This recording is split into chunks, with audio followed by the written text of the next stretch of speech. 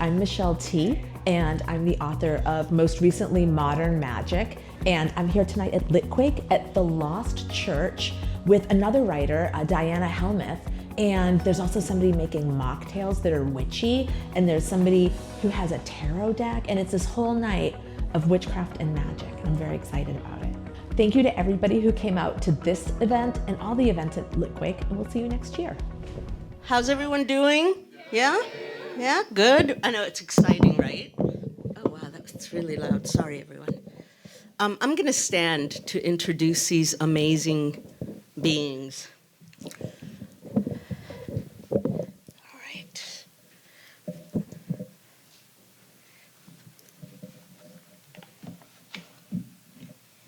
You all are like really good students, like in a classroom, like everybody's like got their hand, we're more rambunctious than that. So I am so excited to introduce both of these amazing writers.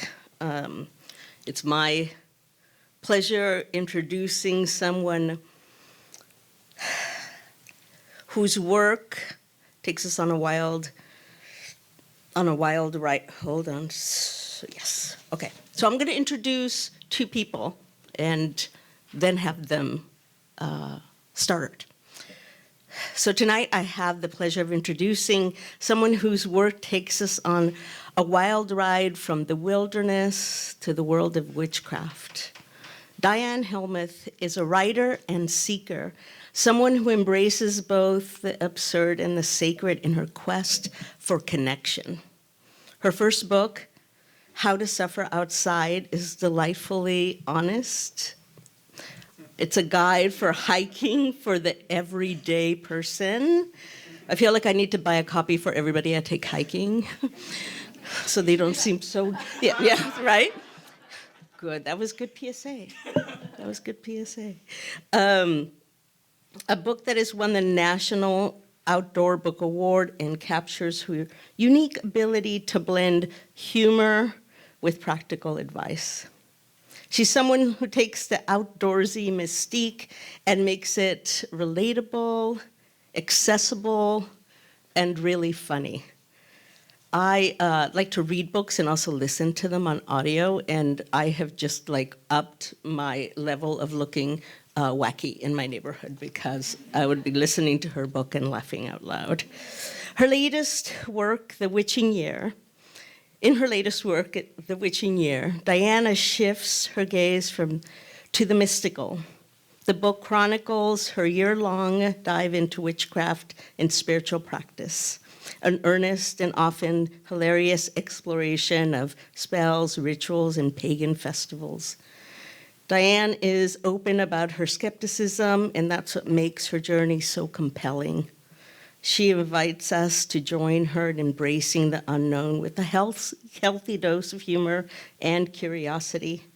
You'll find yourself laughing one minute and reflecting on life's biggest and most serious questions. The Witching Year is more than just a memoir.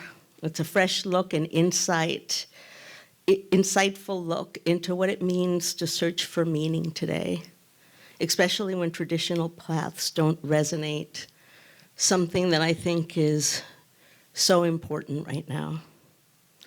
Diana is a guide for those of us who wonder about alternative spiritualities but might be intimidated or uncertain. She's here to remind us that magic can be found in the seeking, in the questions that we ask, and in the journey itself. And, well, this feels momentous. I get to introduce Michelle T, one of my sheroes. Michelle's kind of like this San Francisco phenomenon. If you grew up in San Francisco, you knew about Michelle. And so this is a thrill. Michelle is we called Michelle a literary trailblazer, a cultural icon, a lifelong advocate for the queer community.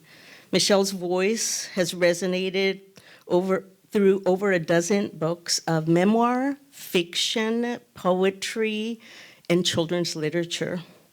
Each is a testament to her fierce exploration of identity, activism, and self-definition.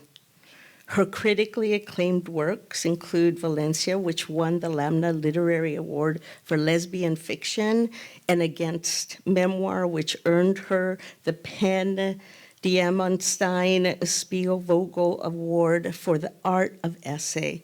I think Michelle might be an overachiever, but I don't say anything. Those books are touchstone, and all of the others are touchstones and chronicles of our time. Michelle T. is a formidable force in contemporary literature. And I stop to say this because it's impossible to cover all that she has done and continues to do and will do in an introduction like this. In Knocking Myself Up, Michelle writes with her signature candor and humor about her journey to motherhood as a queer, uninsured woman at 40, exploring the complexities of family building within queer community and in our world. That's right, she did that and also made a human. It's great, no overachiever there.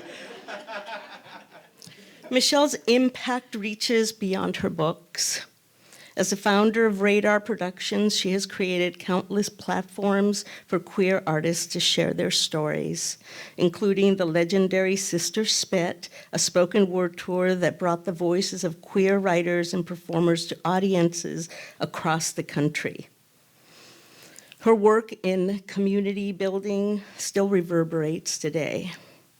In 2015, the creation of Drag Queen Story Hour, a groundbreaking project that invited drag queens to read children's books, helping young people to learn about inclusivity and acceptance from an early age, was born.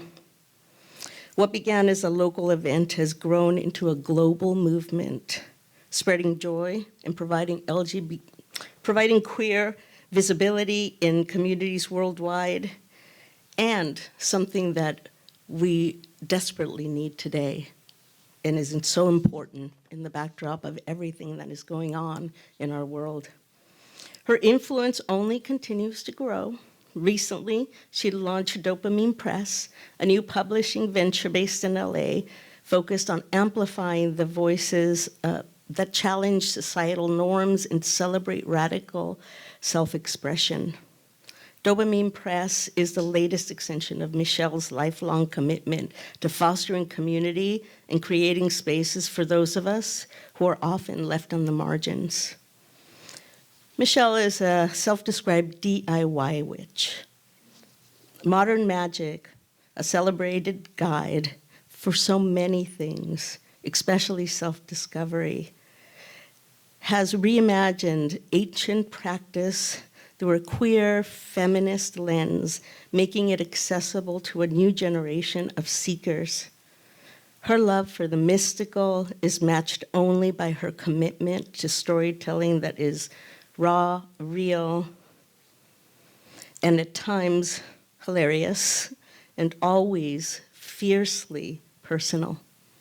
Michelle's work has always been about finding magic in the everyday, and so it makes sense that she would write this book, which opens new portals into magical practices for those who are new to tarot and witchiness, and for us old people who have been doing it for a while and love finding new spirit, and who love having a reminder of what a wonderfully, wildly amazing community we are part of. Please join me in welcoming the wonderfully witty and open-hearted Diana Helmuth, a writer whose work bridges the natural, the mystical, and the downright human, and the incomparable Michelle T., a visionary whose words and work remind us all of the transformative power of storytelling and magic.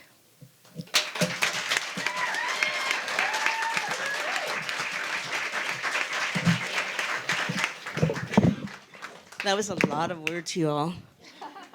But I don't know if I'm going to get to introduce Michelle again. So I have to say all the things. And I don't know if I'm going to get to introduce Diana again. So. Crushed it. Thank you. So this is like the dream. This is the dream. I get to ask all the questions. I told a few of my friends who don't live in the area, that I was doing this, and they sent all of their questions, which, it's like, okay, I'll see if I can ask that. It's on there. So I want to just open it up and say thank you so much. It's wonderful to be on the stage with you and being able to ask questions. I'd like to first just let you have some introductory words to say for the folks that are here. Can I do that? Yeah. Whoa, this is a powerful microphone. Yes. Yeah. Okay. Well, I guess I'll just talk about my new book, Modern Magic, since that's what, we're here to talk about. Thank you. It's basically a collection of essays that are, memoir pieces, autofiction pieces about how I sort of came to be the witchy person I imagine myself to be right now. So it's, things about my grandmother, stories about my grandmother kind of taking me to, a psychic tea room when I was like 12 years old and making me promise not to tell anybody because it's against the Catholic Church to do something like that. But we would go, and like really growing up with all these really witchy women around me that were like, no, we're not witchy because that's wrong. But like, what do you think about reincarnation? The church doesn't like it, but isn't it interesting to think that we might live again, And so it was like a lot of things like that. And then kind of coming of age as like a goth kid in New England in the 80s and hanging out at occult stores, and then, onward. And just realizing in the process of writing this that, my relationship with magic, which is really my relationship to the mystery of life, right? And it's a way that I get to interact with the reality and remind myself of the reality that like we don't know what we are or what's happening. How it's changed and shifted throughout life as I've changed and shifted, and how it is a practice that, is so adaptable like that. It can do that for anybody. So, and I wrote lots of spells, which are really fun to write. And because, there's a lot of in traditional, witchcraft, there's, our traditional paganism, there's things that are assigned and things that have been, attributes assigned to colors, right? Or, rocks, herbs, all these things. And I love that because there's so much energy in those things from people practicing it for, hundreds and hundreds of years and putting that type of energy into, basil. But then you just realize someone just decided the basil was the thing, and it's just like the people who made up all these ancient spells were just people like you. So you can make up your own spell as well. That's the point of the book. And then you can do my spells too, because they're fun. That's really well put. Like, yeah, give it up for Michelle T. Let's let that out. No, I really like that you said they were just people like you. It's okay. You can just make it up, because they did too. Well, I don't know why, but that actually blew my mind, even though I thought about it for a year. So my book is called The Witching Year. The official title is a memoir, or subtitle is a memoir of earnest fumbling through modern witchcraft. But since you're all here live and my publisher's not, I get to tell you that what the subtitle I wanted was, which is, it was supposed to be called This Is Not a Book of Shadows. People get it. Dude, not every crowd laughs at that joke. What's up, San Francisco? Okay. Everyone here is like, yeah, we know what shadow work is. Who do you think you are? And the subtitle was supposed to be A Skeptic's Quest to Find Spiritual Fulfillment Through Modern Witchcraft. And the initial premise was, has anyone here heard of A.J. Jacobs' The Year of Living Biblically? Yeah, right. So I was like, what if that, but like witchcraft? What do we think? That was the pitch. And, many hours of weeping and a book proposal later, the publisher was like, we like it, we'll do it. Yeah.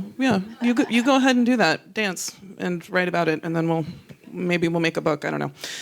So it was supposed to be this lighthearted, funny, quippy, to your tune of we shouldn't talk about this because the church is against it, but do you think reincarnation is a thing? But like, it's not, I kind of believe in crystals, but like, you're dumb unless you're an atheist, right? All atheists are smart, and anyone who's religious is stupid. That's how the world works, right?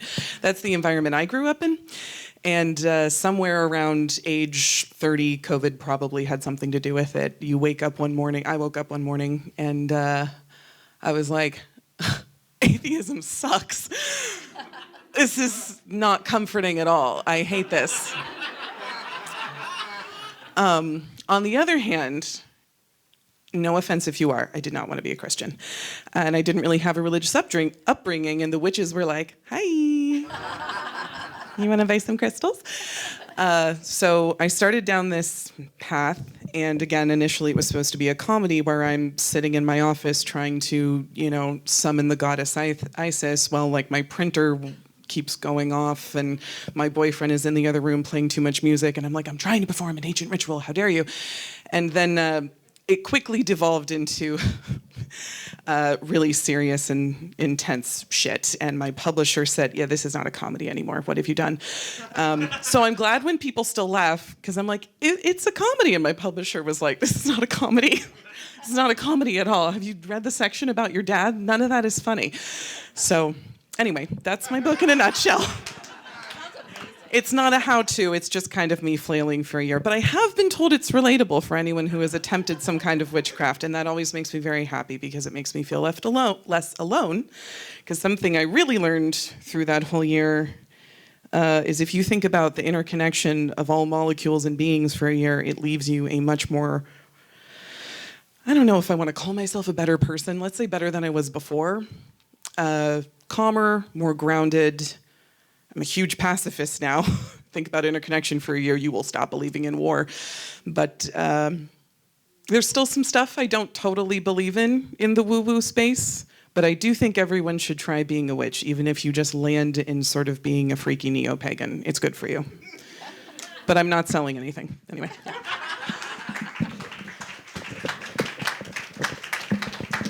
That's wonderful. Thank you for bringing that into the space that, your book is really funny. And also, there are serious parts. And what has really struck me recently is that to live in our world today, we have to be able to hold both of those things simultaneously. I think both of your books do that. They address the complexities that we live in and make the best of them and remind us to look for the best things. I have to start by asking, there has been, both of you address it in different ways, and Michelle's addressing of it is different. We get to learn about your young years, growing up, your goth period, but we also get to hear about Diana's dabbling and then forgetting about it and then coming to it. And I think that one of the things that's happened for many witches and people who believe in magic is that we went away from it and then we came back. And it seems like there's a resurgence in the last few years, which I am actually incredibly thrilled about. And I wondered what one, maybe you disagree, but if you agree, if you think that that's happening, and what do you think is behind that? I do think that it's happening, and I think there's even been a little bit of official research about it. I was working over the pandemic during lockdown. I created a mystical podcast called Your Magic, and one of my producers got a hold of all of these Pew Research polls where they actually tracked, the amount of people that sort of believed. I think they put it all under New Age, which whatever that is. But I think we know what that means, right? Even if we feel so uncomfortable that we're suddenly in that column. Or fine. But yeah, there is a huge resurgence. And I mean, even as somebody who's been reading tarot cards since the 80s, it's all of a sudden, there used to be 10 decks. Now there's 10,000 decks. There's so many decks. And it's so great because we really needed people, like a new generation of people, to kind of take these practices and make them their own and reclaim them and put their own stamp on them, you know? So why? I don't know. I mean, to me, it just seems inevitable because all the patriarchal religions are so stupid that it just seems inevitable that they're gonna just flop. You know, they've just gone on for too long. We know we have the internet now. We know so much. You know, we talk to each other. Nobody likes it. So, but we're spiritual creatures, I think, right? We are spiritual humans. I think we have this.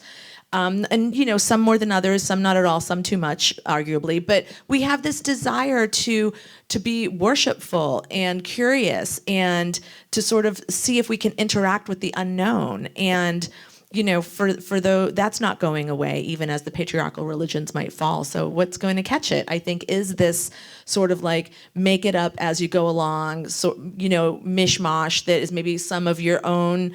You know, your people's, your ancestors' indigenous practices mixed with, you know, whatever pop culture emoji spell you feel like doing. That makes sense to me.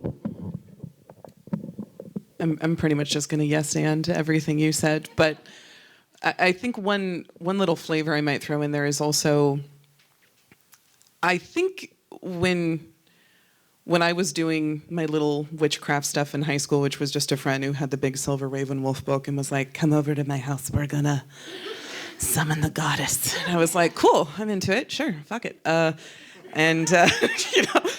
I don't know, you're 16. My mom was like, it's better than heroin, go nuts, honey.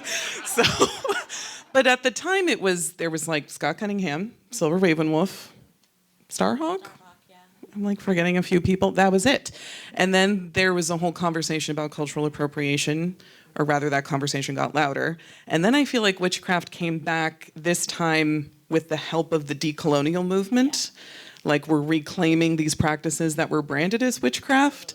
And what is witchcraft and what is just an indigenous practice and what is witchcraft versus what is just being a good old-fashioned neo-pagan or contemporary pagan. I feel like people agree the patriarchal Abrahamic religions sort of suck.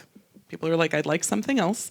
And witchcraft is the path to that, even though I think I'm at a place where I'm like, I would like to normalize you can just be a neo-pagan, you don't have to be a witch.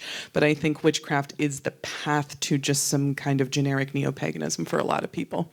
Some crunchy green religion. Yeah, because it's like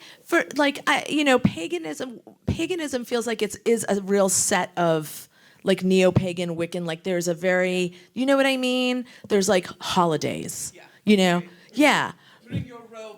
Yeah, exactly. Which I love. Like I love it so much, right? But I just never, I think, was ever kind of whisked into that world. So for me, I like witch because it's just more like, yeah, I'm like, it's just like you're a freaky person, right? You're just like a weird, freaky person who's always been like magnetically attracted to other weird, freaky people, and you like keep a dream journal, and you know you probably were all, you and your people were all burnt at the stake many, you know, lifetimes ago, and here we are today reading each other's tarot cards, right? But whatever you call it, I mean, it's true. It's like it's hard. That's why I think there's the New Age category. It's like nobody knows like what this kind of grouping of beliefs and practices and, you know, things that are just kind of being made up as they go along, as well as taking on, you know, more traditional things that have been around for hundreds of years.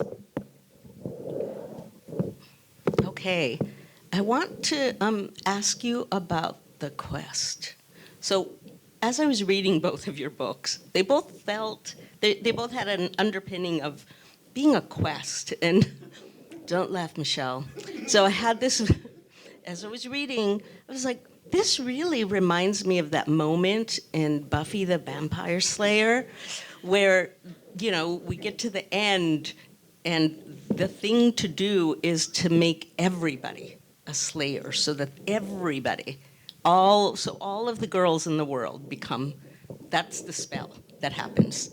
Everybody becomes a Buffy the Vampire Slayer, instead of the magical thing that was supposed to happen to make her all-powerful.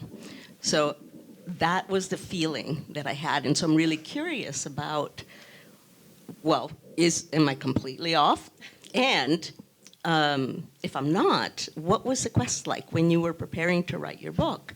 And then for Diana, I'd love to know about your quest, including, like, how did you pitch your book? Well, my quest. You know, I've never watched Buffy the Vampire Slayer. Can you believe it? I know. Of gasps from the gays in the front. I'm sorry, sisters. I'm sorry. It's a big. You know, I know that it's a real black hole in my cultural, education. But I mean, I think that sounds so beautiful that the writers made everybody be a slayer. I'm not out to make everybody be a witch. I mean, the more the merrier, But what I was trying to do in the book, I truly don't care if anybody's ever a witch, but I have recognized. I teach a workshop a lot online called Writing for Witches, and it's like this funny thing where there's a lot of people who feel like they're a witch, or they do these weird little things alone in their room, but they would never call themselves a witch, because the same way that they write their poems, but they would never call themselves a writer. And it just seems like what I wanted to do is let it be, encourage people just to be just claim it. Just, if you are, if you're quacking like a witch and you're walking like a witch, you're a witch, and to make it be open and welcome and inviting, and not to demystify it per se, because part of the whole practice for me is loving the mystery, the mystery that really is unsolvable, that makes the practice so kind of eternally alluring to me, because you can never really figure it out. But just to make it more accessible and make it feel like, yeah, this is available to you if you're interested in it. It's not that big of a deal. I always tell people when they're kind of a little weird about tarot cards, because people still are, even though there is a renaissance and they're so popular, people still will be like, ooh, and I'm like, they're made in a printing press that make board games, you know what I mean? I didn't conjure them out of the ether. They came from where your magazines and books come from. They're just, it's paper, So I like to do that with it. And yes, with this paper, we can make something really interesting and remarkable and helpful and spooky even happen. But it's us, we're the magic. Yeah, so I think I was one of those people going, I think I might be a witch, but I don't want to say that word. I'm scared. And mostly I thought it would be fun. What if I'm a witch? Ooh, fun, But part of my quest very quickly became dealing with my skepticism, which I thought was keeping me safe. And by safe, I mean ensuring my community still thought I was smart. That's actually all I realized it meant. I don't think I figured that out until March, or month 7 or whatever. But the point is, she got there, and but I think pitching the book, I feel like there's not a lot of witchcraft memoirs out there, and many of the ones that exist, not all, but many of them. How do I want to say this, actually? I feel like there's a perception of a witch that she is an actualized, confident, deviant rebel. She just kicks fucking ass and takes names and lives alone in a hut in the woods, and you go and see her for advice. The words doubt and insecurity and anxiety don't touch her. Meanwhile, all the witches I knew were train wrecks. So I was there's a disconnect here. And part of my pitch was, what if we show a witch who doesn't get it? It's not coming easy. She has lots of problems. She tries to do stuff and it doesn't work. She tries to summon the goddess and the goddess doesn't show up. She tries to summon a demon and nothing happens. And she's like, what? Am I stupid? Why didn't it work? Grappling with why it didn't work. And then also celebrating the successes, but just sort of showing the man behind the curtain a little bit more and showing the humor. Because most of the witches I know are very, very funny. You're hilarious, Pitching the book, however, nobody understood that. Initially they were like, that's uninteresting. I remember when I first showed my proposal to my agent, and she shopped it around to some of these had it read by some of these agents to be that she was training, and they all came back and they said, this is a mess. The reader isn't getting what they need when they need it. Nothing is linear. And I said, well, it's not a how-to. It's a memoir. Do they not? And my agent blinked at me and I blinked at my agent and I said, it's not instructions. You're just watching me fuck up. And she said, do you think there's a market for that? And I said, I think there is. And sure enough, someone at Simon & Schuster did too. So part of the struggle with the book is people are like, oh, are there spells in it? And I'm like, not one. No. There's a bibliography the size of my finger. You can go get spells from Michelle. This is just a permission slip, I think, for other people who maybe want to get into this, don't feel confident, and it's okay. The owl is never going to come down the chimney with your letter. You're not going to wake up one day and realize your mother has bound you because you're simply too powerful. No, you have to work really hard for this, and it's gonna suck, and you're gonna fuck up a bunch, and you're gonna feel doubtful, and you're gonna feel skeptical, and you're gonna feel anxious, and maybe, I mean, like, yes, if I have a slight ulterior motive, it's that if someone reads this book, and not by me telling them to do anything, but just by watching me fall down a bunch and then get back up, they go, maybe I could fall down a bunch and get back up too, and I'm like, yes, you could. Do it. So that's my slight ulterior motive, but that's not in the book. That's the unofficial commercial for the book.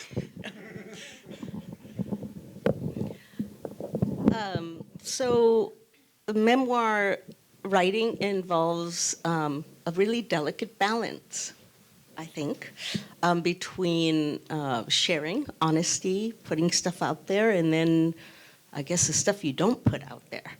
And I'm just curious how you both do that. How do you decide what goes into Diana's? That's a tough question, actually. Sorry. How do you decide? What is that process for you? And I guess this is where magic and memoir meet, in my mind, anyway.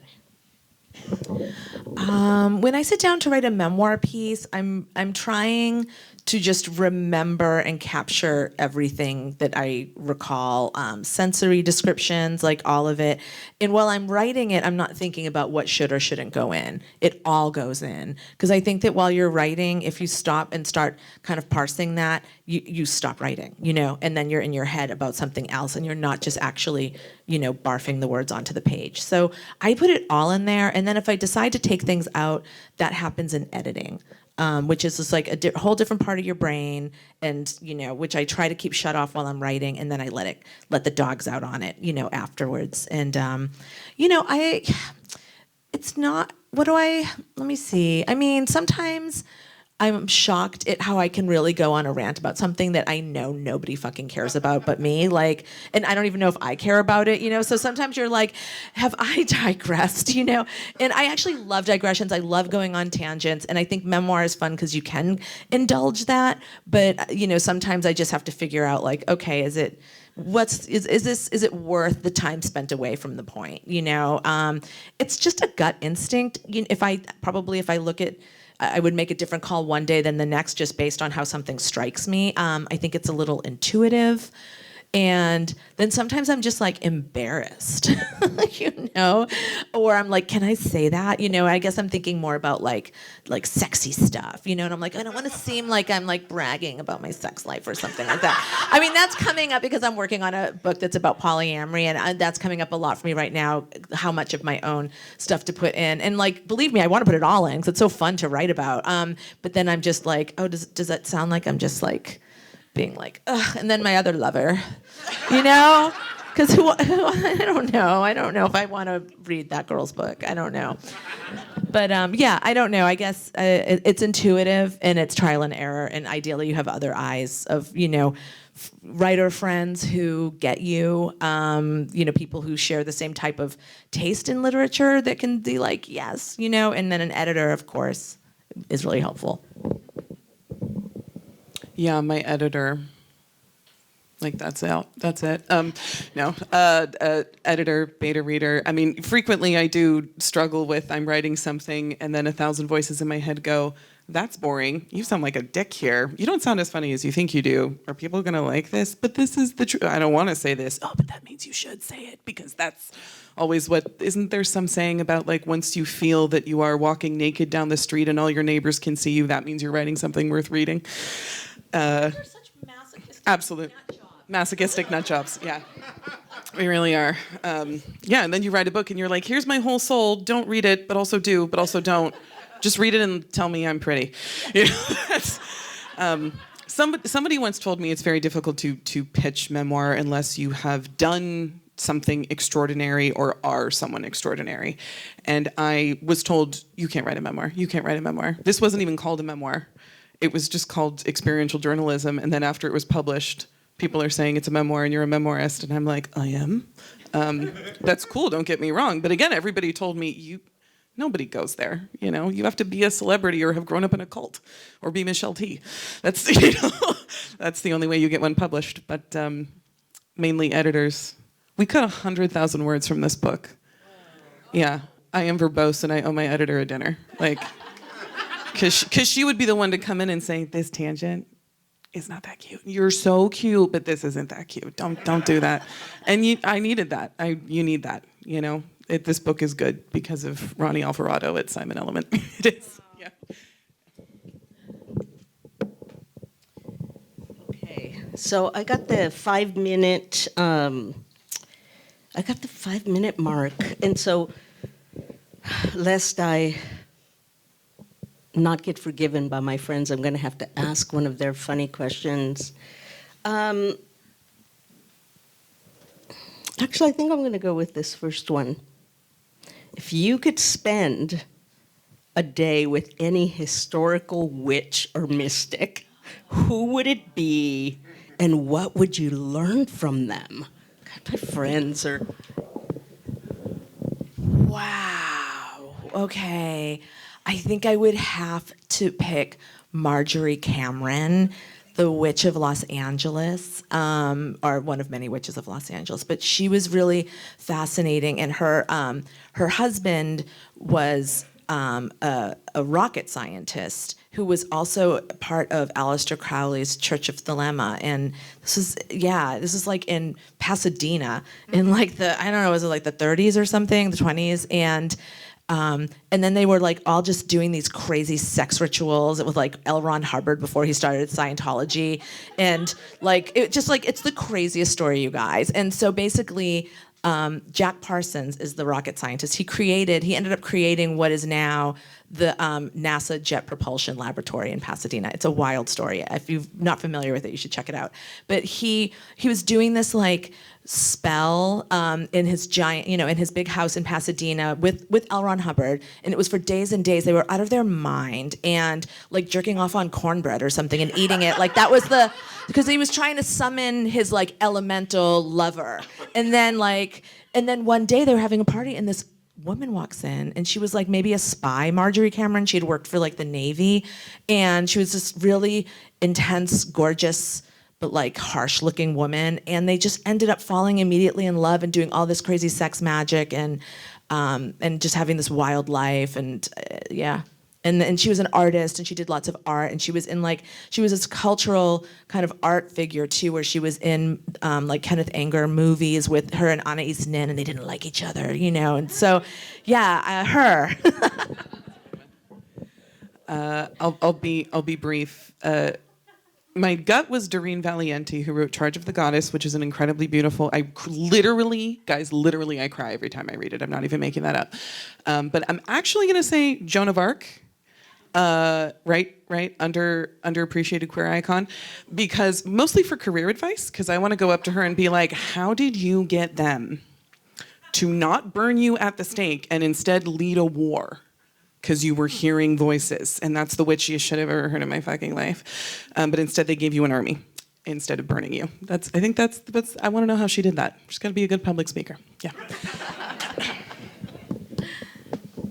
That is so fabulous. I have a picture of Joan of Arc on my bathroom mirror, and those mornings where I'm like feeling sorry for myself, I look at her and I'm like, okay, get it together, right?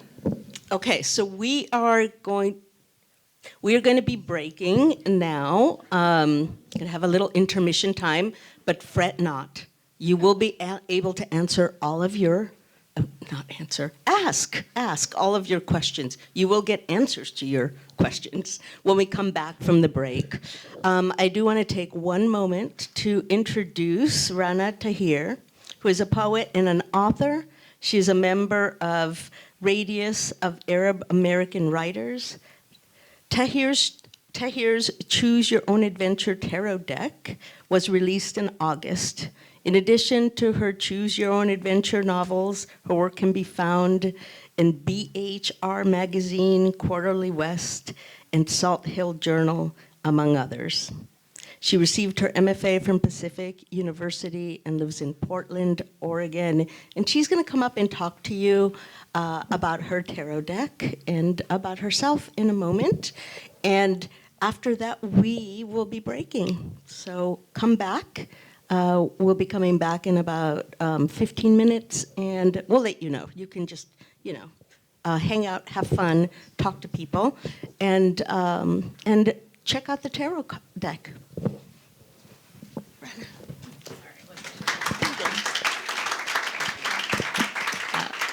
Hi, everyone. My name is Rana. I am the guidebook writer for the Choose Your Own Adventure tarot deck, which just came out, and I'm very excited about it. The artwork was by Brian Anderson, who is also a tarot reader, and fantastic illustrator and comic artist, and he does a lot of cool stuff. And I have been reading tarot for a long time. I'm self-taught. I was really appreciating the fantastic conversation that we were all listening to, right? And so much of what you guys shared is stuff that, like I grew up in Kuwait, so, and I'm Muslim, but my parents, well, not my parents, my mom would take me to like all these witchy places and be like, okay, yeah, but we're not, right? My grandmother was a witch, but the rest of the family will deny it. But before she passed, I was frequently told not to take food from her. So, but yeah, so this deck is really for people who are just, the deck, the artwork itself, which is based on the Rider-Waite-Smith style of cards, is beautiful, and like I think anyone could enjoy it. It has a steampunk vibe. The guidebook is very much for people who are just starting. That was my focus in creating it. It's just so if you're someone who's been interested in tarot, or if you know someone who's interested in tarot but isn't really sure where to start, I'm hopeful that this book and this deck will be a good place to start. And it goes into not just how to read tarot and things like that, but also just like the ethics of magical working, the idea that we don't want to fall into conspirituality while we're doing magic, like how to, keep your brain in the science world and also do the woo-woo stuff. So yeah, that's the deck, and I'm happy to answer any questions. I'll be around. I hope you got a little break, got to talk to folks, got to buy books. You got to buy books, right? Yeah. Okay, good. We don't want to hold books away from you, right? Everybody deserves books. Okay, so this is our second half. In a moment, people will come up and start sitting down, and then we'll come together and you'll be able to ask some questions. But before we do that, I want to introduce best-selling author of WitchCraft Cocktails and Moon Magic Mixology, Julia Halina Hadas is the, wow, okay. Hadas is the leading magical mixologist in the witchcraft and spiritual spheres. She combines her expert knowledge in witchcraft, mixology, and astrology with the power of herbs to conjure delicious drinks in both non-alcoholic and cocktail form. Hailing from the San Francisco Bay Area, where she worked at a local metaphysical shop, distillery, and many bars, she started her blog, WitchCraft Cocktails, in 2017 to share her expertise in magical, intentional recipes. Her other works include the Modern Witchcraft Book of Astrology and the Modern Witchcraft Book of Moon Magic. And she is certified in Reiki, crystal, and is an energy worker. And she's going to come up now and talk to you a little bit more about what she's up to here tonight. Welcome.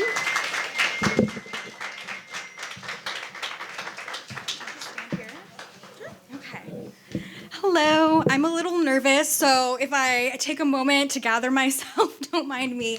But I'm really grateful to be here back in the San Francisco Bay Area. It's gonna bring tears to my eyes, but I was a little baby witch like 14 years ago, working at the metaphysical store Mystic Dream in Walnut Creek and Raven's Wing in Oakland. And you know, the Bay Area, you have to work 3 jobs to stay alive. So while I was doing that, I was bartending and also working at Hangar One Vodka in Alameda. And that is what really gave birth to my work. So it is really an honor to be back here. And on the subject of that, I think the beautiful thing about witchcraft you can hear today, everyone's talking about finding their own way down this path. And I think part of that is also the empowerment. Because once you step into witchcraft, you really own the possibility that you can craft your own future, and that puts you down a path of healing and transformation. And so in the spirit of that, I do have samples of my recipe, Lunar Alchemy. It has ingredients for the moon, for healing and transformation. So we have, let me look at my list here before I forget. So we have, it's non-alcoholic, but we have coconut for the moon. It's associated with healing and spirituality. Vanilla for peace, soothing, a little bit of sensuality, as well as violet to bring that peace. And the thing about violet is that they're the first flowers to greet the coming of spring as winter is ending. And so it's a symbol of that hope as we go through this journey of transformation and empowerment as well. And butterfly pea flower, it's great for embodying that femme energy, as well as it changes color upon contact with acid. So once lemon's added to this recipe, I guess I'll give a demo. I pre-prepared like 1 demo and the rest are pre-poured. So it changes color from purple to like a pink in this recipe. So if you guys want to go ahead and grab some samples, I'll pop over there for a hot minute. We're also going to have Rana and Julia joining us.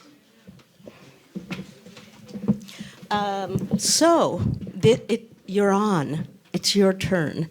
So what I'm going to ask is for you to really project when you ask your question. It's a small space, so just imagine throwing your voice to the end of the room. You'll be good. So, questions, please. You can also direct the question to a specific author, or you can ask a question of everyone. Please.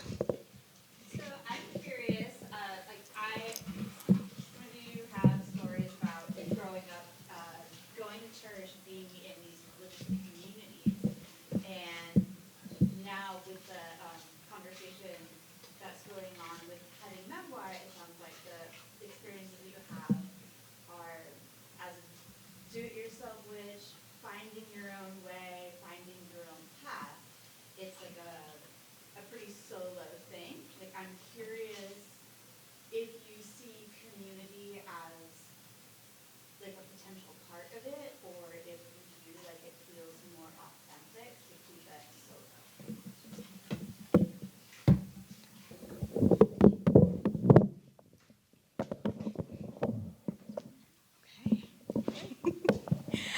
I think it's a little bit of both.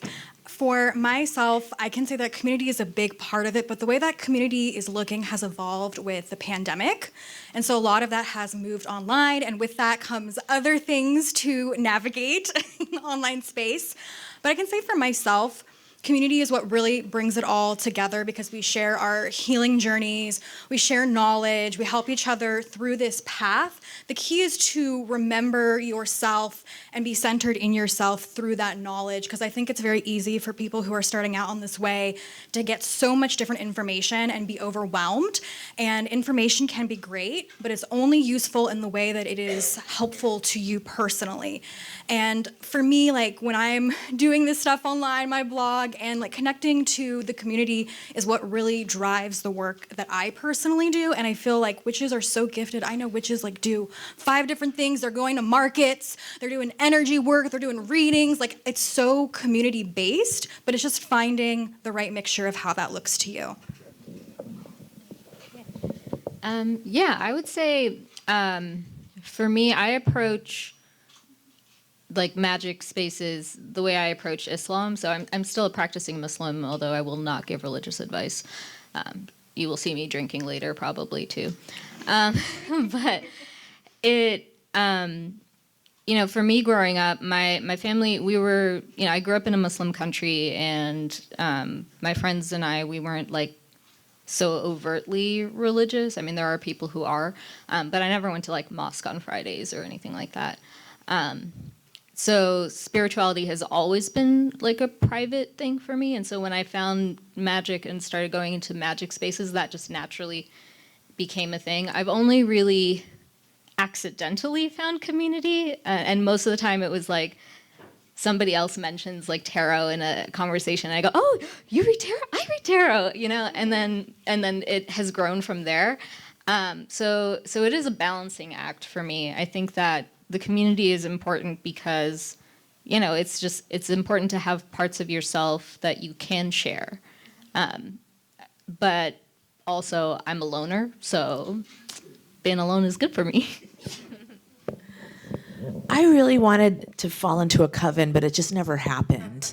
I don't think there's any, I think it sounds incredible to have community. It just hasn't been my path.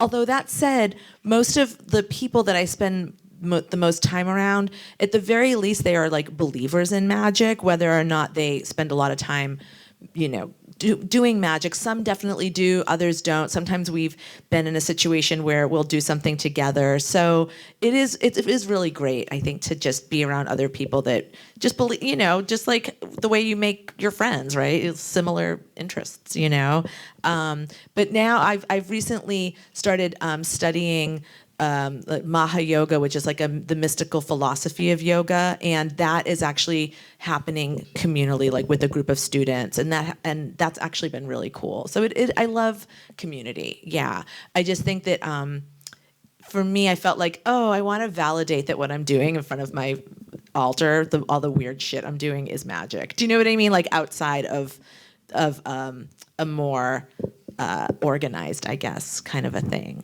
But yeah, they're all great.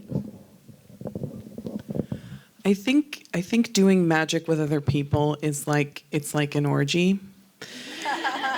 And what I mean by that is, for me, I want to do it with complete strangers and not anyone who I'm gonna see in like my day-to-day. I don't want to like hang out outside of this space. This is all. I do believe in like collective effervescence and egregore and like the cone of power. And if you have a lot of people, you can really like do some intense stuff. There is a coven I occasionally do stuff with in the Bay Area, but they're not my friends. They're my witches, and we have psychic sex together. And it's also sometimes it's tricky to find somebody to. I'll be brief, but I was at a barbecue. This guy comes up to me. He's a friend of my sister. Heard you wrote a book about witchcraft. So cool. I'm dating this chick. She's a witch. She's here. You should meet her. You guys are both witches. He's like, you're gonna be best friends. I'm like, okay, Tony. And the girlfriend comes up and she's like, hi. And I'm like, hi. And we both gave each other this look like, he has no idea, does he? One of us could be a fascist. Like, witches are not the same at all, ever, right? So you want to find a coven of people who you really jive with, and that can be tough. That can be tough, especially if you don't want to see them outside of that, like me, if you're a total weirdo. So anyway. Okay, hold the microphone a bit. Okay. All right, next question. Please. Have you ever been freaked out by or afraid of your power? I wish. I wish I was. No way. I wish I was so powerful that I freaked myself out. That sounds amazing. I do. Sometimes I do like look at how things have fallen together. You have these moments in life where you're like, and it is almost spooky. I don't think I'm the only person who has that experience. To me, that is a magical experience, But yeah, I mean, I don't know. I have like stories that are in the book of just like when spells go awry, it's really funny because then you feel really powerful, but in a stupid way. Like when I was in high school, I really wanted a boyfriend, and I'm like, I'm gonna do a love spell, and everything I got was pink because I was like, red's kind of intense. I'm not ready for red. Gonna do pink. gonna do a pink love spell and get a boyfriend. And I got a boyfriend who like loved Barbara Streisand. He loved Andy Warhol. He tried to look like Andy Warhol, and he called everyone girl. So much so that we ended up calling him girl. And that was my boyfriend, girl. So like I got a boyfriend. I got a very pink boyfriend. So I guess I am freaked out by my power. I want to pass it to you guys. I had something similar. I tried to get stolen rings back to someone who had been robbed, and instead I summoned a hawk, which sort of made me feel pretty powerful. But I was like, then the hawk was like fucking with the pigeons in my yard, and I was like, no, stop. And I called my friend in the book, and I'm like, what do I do? This isn't what I ordered. And she says, magic is a potato cannon. And I said, what? That's verbatim. Like, she said that. She's like, have you tried talking to the hawk? I'm like, are you sure I won't end up talking to an ivy? It's a potato cannon. What happens when I shoot it again? But I did get freaked out a couple times. I don't know of my own power, but there were moments, especially when I was trying to summon a demon, and then something else that happened around a full moon where I was like, wait, what if this really works? What if I summon a demon in my bedroom? What if I actually did that? What if I actually, no, wait, do I want to do that? And then the only thing that kept me from getting terrified was the thought that you're probably not that powerful. Like, calm down, Yoda. You think you can lift the ship out of the water? You just got here. Take a breath. So. I have been afraid, and I don't go into detail in the tarot, the accompanying book. Part of the book, I write a little bit about my history with magic and how I came to it. But I'm still, and I think Diane, you said this earlier, like you, as a skeptic, how do you enter this space, right? And I still consider myself kind of a skeptic, even the way that I frame it in the book, at a certain point I talk about, because a lot of the times people go to tarot for divination or, future telling. And I have had moments where that has worked. I also get visions and dreams. I've had a ghost encounter that was really terrible. But the thing is, I say these things, and the part of me that still wants to be smart, the part of me that still wants to be logical, is like, okay, yes, you saw those things, but also how could you have seen those things? That is not true. Something's wrong with you. You were hallucinating, And so I can't discount it because it happened, but also, like, I don't, like, it's not an everyday occurrence, so it's like, maybe one day, something happened that had nothing to do with me, and I just happened to be in the right place at the right time. But it is strange being in that space where it's like, again, these things happened. I'll give one example because it's not recent. When I was 4 years old, I had a dream that my parents got divorced. And in the dream, there were 4 of us kids, but there were only 3 of us in real life. 3 years later, my younger sister's born, and then just a little bit after that, my parents get divorced. I was 4. I didn't even know really what divorce was. And that was a dream, and it came true when I was 13. So it's like, yeah, that thing happened, but also, did it happen? Did you just, were you just able to see patterns? Because my parents had a very terrible marriage. So it was was 4-year-old Rana just like, oh yeah, that's not gonna last, So it's strange.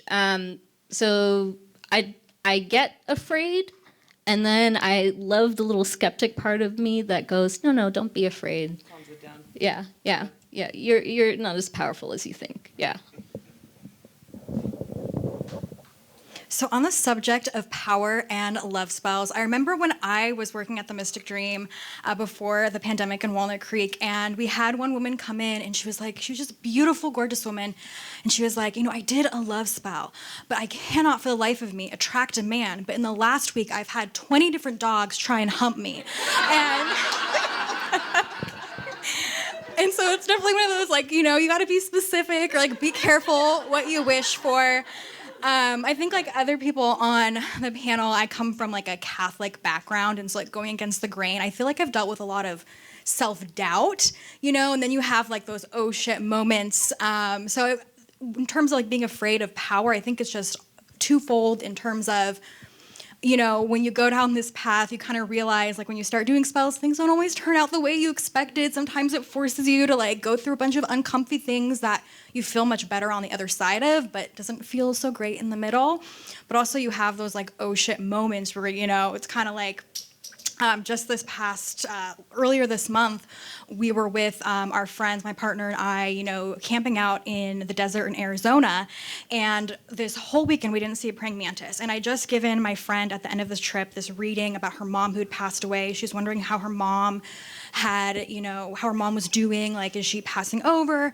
And at the end of the reading, like, my partner says, look, there's a praying mantis. And on the edge of our fire, there's a praying mantis. He jumps up, he does a little dance, jumps away from the fire, and I'm like, well, you got to look up what the praying mantis means, because clearly this is like right after a reading, this is a sign. And so we look it up, and basically a praying mantis can symbolize a lot of things, but one of the things is, the journey to enlightenment, helping someone you guide through that transition to find enlightenment. And right after we looked up what the praying mantis meant, it had like jumped on the side of the fire pit back down, and right after it just flung itself into the flame. Yeah. So that's one of those things. Is like, okay, well, clearly a sign was waiting for you to like know what it means. But when that shit happens, it kind of, can I swear? Or is that? Sorry.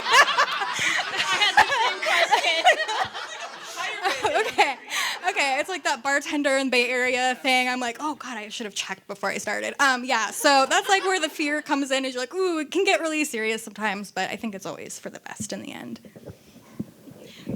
I can't tell if I love that.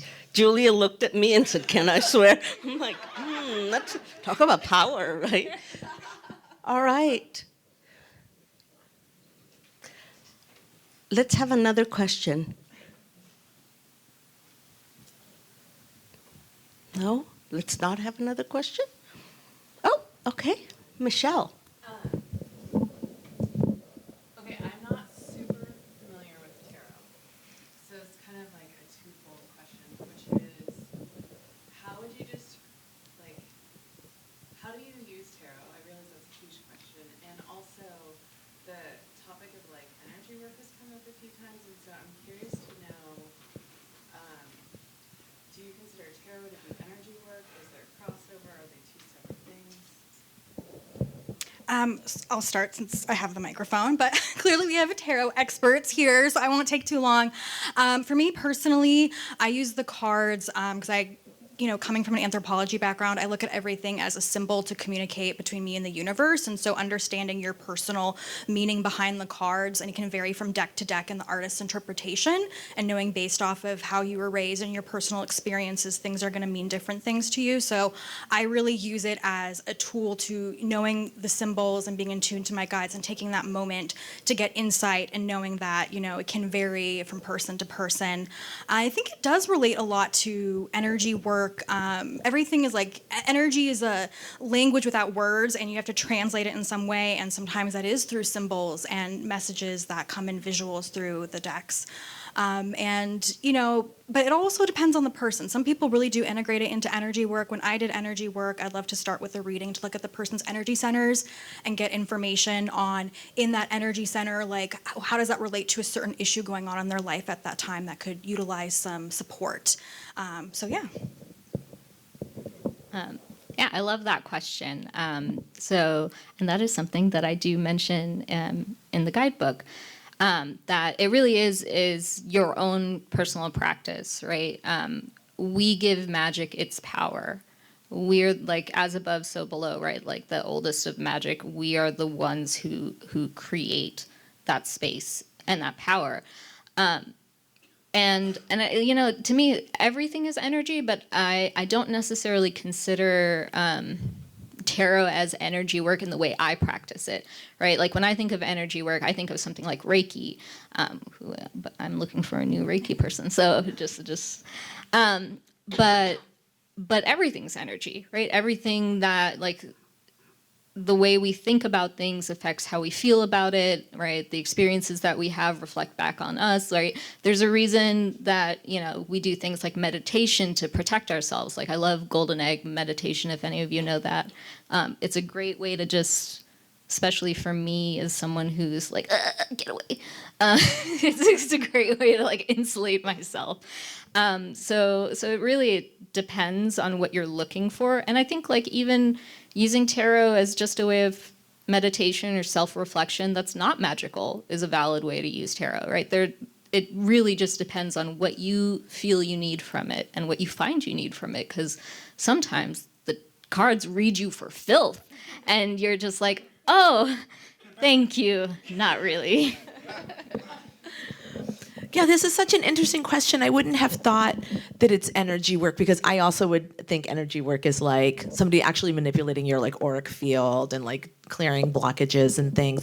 But in a funny way, I mean, it's an exchange. If you're doing it, if you're reading for another person, there is an exchange of energy happening, and that person's vibe, energy tends to be different at the end of the reading, you know? And if that person goes on to possibly make like changes in their life, you could call it, I guess, a type of energy work. But I wouldn't, like, I don't think when people say, oh, I do energy work, I don't think that's what they're talking about. But I agree, like, energy is everything, right?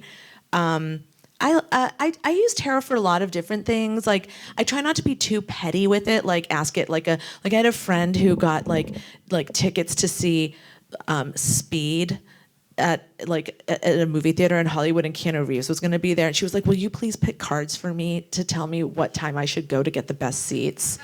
And I love this girl so much, so I'm like, okay, you know. And the card was just like, fuck you. I was sleeping, you know what I mean? The card was like, I was dormant, I was sleeping, I was dreaming, and you bother me for this, you know? So I try not to do things like that, but I will, like, you know, earlier was like, I always ask the tarot, what does it look like? Because it's pictures, right? And so sometimes, through reading for other people, it's like helping people formulate what their questions even are, like what they even want to know. And like, what does it look like is kind of good. So I really love a 3-card reading. Like, what does it look like if I do this? What does it look like if I don't? What does it look like if I try to pick up a sailor in North Beach tonight? You know, the cards were good for that. They were very good for that, as a matter of fact, shockingly.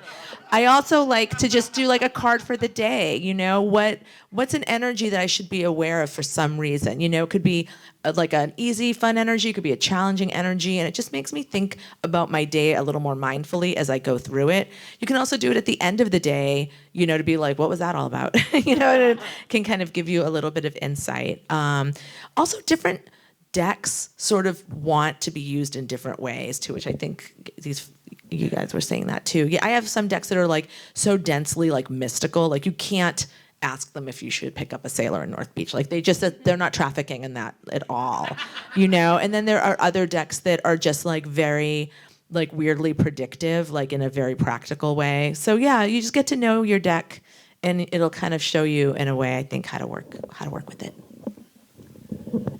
I'll be very brief because, again, I did not write a how-to. We have experts here on the panel already. The one thing I will say is I don't like to look at my tarot cards too long because they are never wrong. And sometimes it's not. People are like, is it fun doing magic? I'm like, no. Especially not divination. Do you want to know the future? No, you fucking don't. You think you do. See, I swear a lot. You absolutely... My tarot cards have never lied to me. I'm skeptical about a lot of other aspects of witchcraft and new age things, but my tarot, again, never lied to me, because I think really at its most basic, at its my highest skeptic, a tarot is a mirror.